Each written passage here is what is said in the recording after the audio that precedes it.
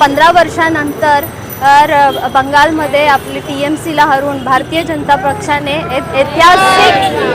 ऐतिहासिक विजय मिळवला आहे। ह्याच्यावर जे 15 वर्षापासून तिकडे चालू होतं, महिलांवर अत्याचार असो, आपल्या हिंदूंवर अत्याचार वाढले होते, या सगळ्यांचं उत्तर आज नरेंद्र मोदीजींनी आपली सत्ता स्थापन करून दिलेलं आहे।